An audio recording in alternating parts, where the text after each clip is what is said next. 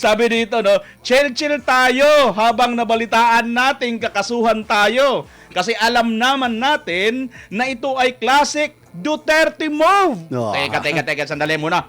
Puntan mo na natin. Sino sumagot, partner? Sino yan? Si Percy Sardanya. Sardanya pa niya. Sorry, wait lang, partner ha. Iano ko muna ang headline ito. Ito ay mula sa Sunstar Davao. Sabi dito, ito ay classic Duterte move. Akbayan Party List Representative Percy Sindanya said he is not bothered by the criminal complaint being pursued by the camp of Attorney Mans Carpio over alleged disclosure of the Duterte's bank transaction. Chill na lang tayo habang nababalitaan natin kakasuhan tayo kasi alam naman natin na ito ay classic Duterte move na sila ay kapag nabubuko o nasusukol, ang unang ginagawa, tumatakbo sa korte. Sindanya said in a statement.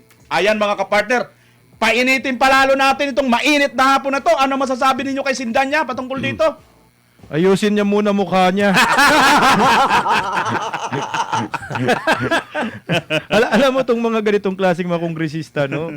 Sayang yung pinapasahod sa kanila. Para sa akin eh. Alam naman nila na mali sila. Alam naman nila na meron silang nilabag na batas kasi mambabata sila. Ayaw na lang aminin. Kitang-kita naman eh. At saka yung pagsampa ng kaso ng ni Mans Carpio, karapatan po niya yan. Baka nakalimutan nila si Mans Carpio ay hindi government official. Correct. Siya po ay private citizen. Hindi po siya opisyal ng gobyerno na pwedeng hatak-hatakin mo, gawan mo ng issue. Ang dami mong kaso dyan, nakakaharapin. At sa akin, partner, walang kasalanan. Yung sasabi niya na Duterte moves, anak ng kamote, kayo lang pala ang pwedeng magsumbong doon sa Korte Suprema. Hindi po yan bawal at hindi po ipinagbabawal yan.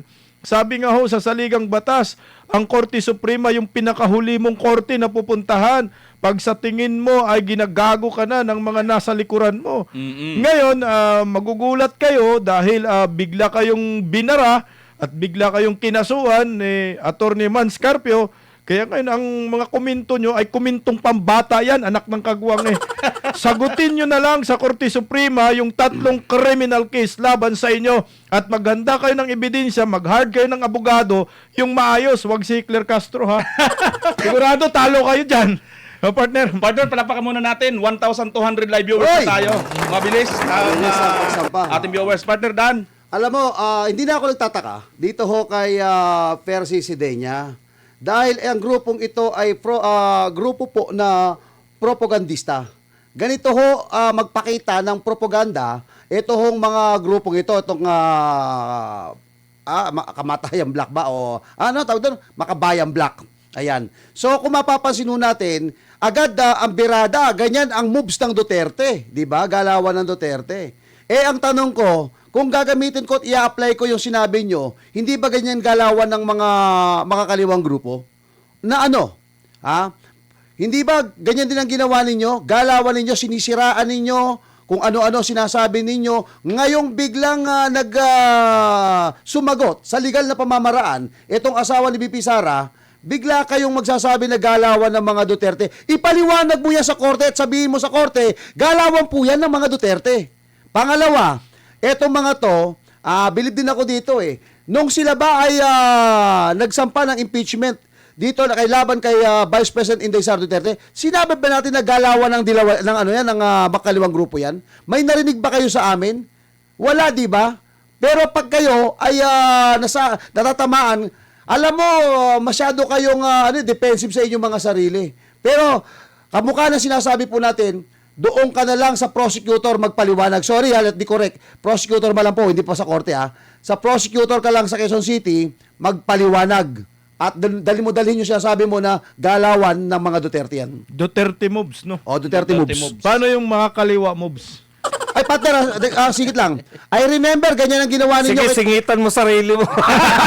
Hindi. Ikaw pa, nasa iyo pa yan Hindi, dadag ko lang. Ginawa na po ito, hindi bago to. Correct. Tandaan nyo, nung pumunta tayo sa Quezon City, December 4, 2023. December 15 na 2023, that was the time na kinasuhan din po ninyo etong si Tatay Digong. Hindi ba pumunta rin ho kayo sa korte? Kasama mo si Franz Castro na sinabihan yung grave threat etong si Tatay Digong. O hindi ba? Patas lang. Patas lang tayo ngayon. Hindi ba ganyan ang gawain ninyo? Ngayon sasabihin nyo, galawan ng galawan ng Duterte mo gusto. Hindi ba ginawa nyo rin ito kay Tatay Digong? Nagsampa kayo. Kaya lang, dismiss yung kay Tatay Digong doon. Oo. Pag galawan nila ni Percy, palaging ang galaw kaliwa. Hindi pwedeng kanan. Patabingi yung ano yan, galawan. Chill lang ako dito, ha? Kaya, Kailangan, chill ako dito. Tol, pag nahanginan ka, yari ka. kaya yan si Percy, ay si Sindenya, hindi pa, ano yan, hindi pa tumatakbo ng panahon ni Pinoy. Oo. Kasi tuwid ang daan. Ngayon, kay Bibim. Wala na si Pinoy. Tumakbo na. Takbo na siya. Nakatabingi ang daan. Alam mo, partner, mali yan. Ikaw, Modern Bad, inaano mo kita? Oy, awat na partner Bimar, baka maano tayo, ma-MTRCB tayo ha. Tsaka, Kasi tabi sa mga may anak na ganyan, hindi at namin tsaka kayo ano po, pinapatamaan. nakita ko sa rally yan ng mga autism. Autism, nandun siya. Mahirap ngayon, ang hirap ngayon. Dati kasi sa atin, autistic, abnormal, di ba? Oo. Ngayon, ang daming mga umaangal. Oy, wag mong gamitin. Kakasuhan ka eh. Abnormal. Dati kasi sa atin, pag hindi normal, abnormal. No? Oh, abnormal yan. Sabi. Wala pang ano nun, hindi pa uso yung politically correct. Tsaka masyadong partner, sensitive sila ngayon. Sensitive. Kunting ano mo lang, kakasuhan ka eh. Ang papangit kasi partner. Oo. Yung mga nagpauso niya si Llamas eh. Diyamas. Oh. Biruin mo pa, sa lahat, nakikipagbalitaktakan niya, pero sabihin mong pangit, nagwawala. po. Nagwawala. Hindi ako pangit. Oo. Ganda to ng nililigawan niya eh. Partner, maano ko lang ako ha. Oo. Makontra ko lang kayo. Hindi po Duterte moves yan. Actually, ngayon lang inimpeach si BP Sara, ngayon lang nagsabi yung mga Duterte na papatulan na namin lahat. Correct. Matatandaan nyo, matagal na panahon, 6 na taon si Tatay Digong nagpresidente. Wala namang kinasuhan. Wala namang kinasuhan. Kaya mali ka, Sendanya, sinungaling yung pagsasabi mo niyan. Hindi yan Duterte moves. Ilan ang kinasuhan ni Tatay Digong? Wala. Si Las Cañas si Matabato. Hindi kinasuhan yan. Hindi lang pinapansin.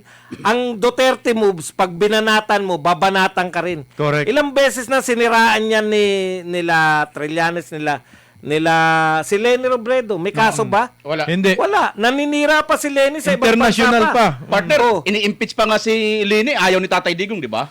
Correct.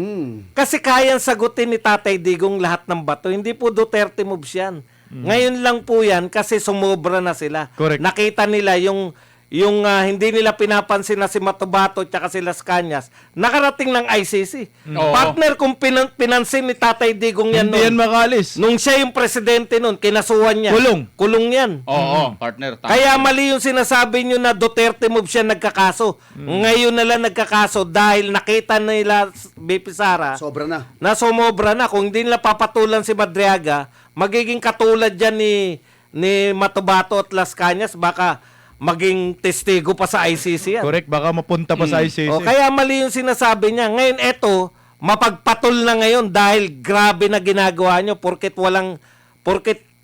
sumasagot lang eh. Oo. Hindi po nagkakaso yung mga Duterte talaga. Sumasagot lang. Yung sinasabi ni Laila de Lima, hindi Duterte nagkaso sa'yo nun. DOJ. DOJ. At nag-hearing nun eh. Kitang-kita namin eh. Yung Jonel tsaka si Dayan. Oo. Wag mong may, sabihin. May umamin nga eh, di ba? Oo. Umamin Siya na- mismo umamin. Sa na- relasyon umibig nila. siya, umibig. Oo. Na-interview pa nga. Frailties of a woman. Kaya Ano nga eh. sinasabi niya? Na-interview siya ni di ba, Winnie Monsod. Oo. Sa madaling Bakit salita. pumatol ka sa driver? Oo, tama. Di ba? Babae lang ako. Oo, at saka... Frailties of a woman, ayan po yung kahinaan. Correct. Na mga kababaihan na katulad niya na Partner, hindi na kontento sa driver. Pumatol sa bodyguard. di ba? Kaya may Diana, may Jonel. At may naugong pa doon kay JB Sebastian na doon sa Cobol. Partner, bigyan lang ako ng konting komento dyan sa sinasabi nilang Duterte move. Bigyan lang natin ng konting emphasize pa yung nabanggit kanina ni partner Dan, itong tungkol kay Franz Castro, dating congresswoman. Sindan niya, okay sana yung mga ganyang style ninyo, kaya lang mali eh. Kasi kung may kalaban ninyo, mayroon kayong kung ano-ano mga pautot na mga ilalabas ninyo mga pananalita para lang masira yung lalo na mga Duterte. Pero pagka kayo, masyado kayong sensitibo, iiyak-iyak kayo kaagad. Ano pa lang tawag mo doon sa ginawa ni Franz Castro?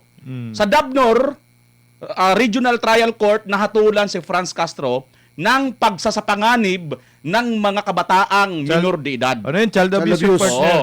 Mga 17 yata yung partner o 14 something. Convicted pa. Convicted ka dyan sa Dabnor Regional Trial Court. Now, nag-apila itong si Franz Castro partner. That time, siya pa ay congresswoman.